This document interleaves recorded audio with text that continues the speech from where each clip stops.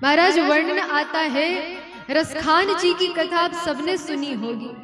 भक्त श्री रसखान जी महाराज। एक बार जब अकबर ने कहा कि रसखान आपको आगरा जाना है किसी काम से, बोले ठीक है, लेकिन ध्यान रखना गलती से भी उस वृंदावन में रुक मत जाना, उस वृंदावन में मत चले जाना। रसखान जी ने कहा क्यों? बोले क्योंकि हमने सुना है कि वहां एक टेढ़ी टांग वाला चोर रहता है और भोला भाला मन देखकर चुरा लेता है, फिर वो किसी काम का नहीं रह जाता, इसलिए आप वृंदावन मत जाना। रसखान जी ने कहा हम डरते हैं क्या किसी से, हम तो जाएंगे। जैसे वृंदावन आए महाराज, वृंदावन में चारों दिशाओं में रसखान केवल और केवल यही खोजने का प्रयास करते कि वो जो टेढ़ी टांग वाला चोर कहा गया था, वो टेढ़ी टांग वाला चोर मुझे दिखाई क्यों नहीं देता।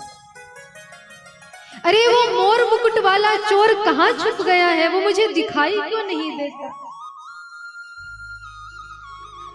ना भूख लगती है ना प्यास लगती है, केवल चारों दिशाओं में खोज खोज कर उस टेढ़ी टांग वाले चोर को खोजने का प्रयास करते।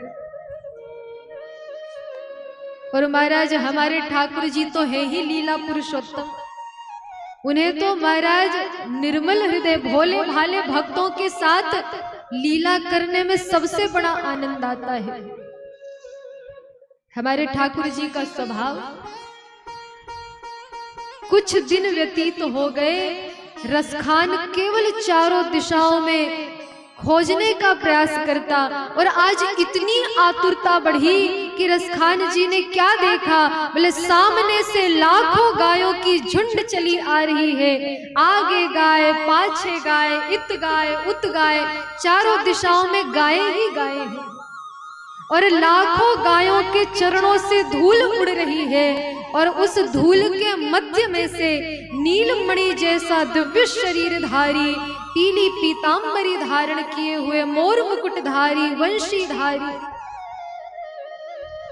घुंघराले केशों की अलकावली फैलाते हुए,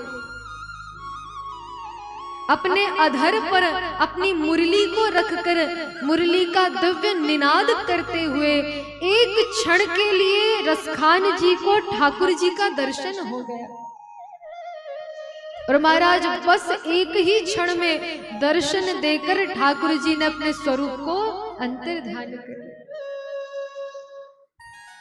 अब तो महाराज रसखान जी की स्थिति ऐसी हुई, दौड़े दौड़े संतों के पास जाते, संतों से जाकर कहते भैया वो नीलमणि जैसा, वो सांवला सलोना, वो मोर मुकुट वाला, वो घुंघराले केशों वाला, वो कैसे मिलता है, वो कहाँ मिलता है, उसका दर्शन कैसे होगा। किसी ने कहा यमुना जी में डुबकी लगाओ तब दर्शन मिलेगा, किसी ने कहा रमण रेती में जाकर लौटोगे तो ठाकुर जी मिलेंगे। लोग एक बार लोट लगाते, लेकिन रसखान जी महाराज 100 बार लोट लगाया करते। किसी ने कहा गले में कंठी माला पहन लो, तुलसी माला पहन लो, ठाकुर जी प्राप्त हो जाएंगे, उनका दर्शन हो जाएगा। लोग एक कंठी माला पहनते, रसखान जी अपने पूरे शरीर में माला धारण कर लेते। व्याकुलता इतनी बढ़ गई, तड़प इतनी बढ़ गई उस दर्शन के लिए।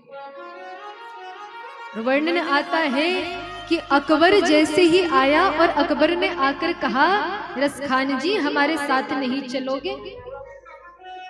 रसखान जी ने कहा भैया कौन रसखान, अरे मैं तो अपने गोविंद की एक गोपी हूँ, देखो कब से मैंने माखन निकाल कर रखा है, लेकिन वो माखन चोर ऐसा छलिया है, सब गोपी के घर जाकर चोरी करता है, पर मुझ गोपी के घर आकर कभी चोरी ही नहीं करता। मैं तो अपने कन्हैया की एक गोपी हूँ। रसखान जी में गोपी भाव प्रकट हो गया।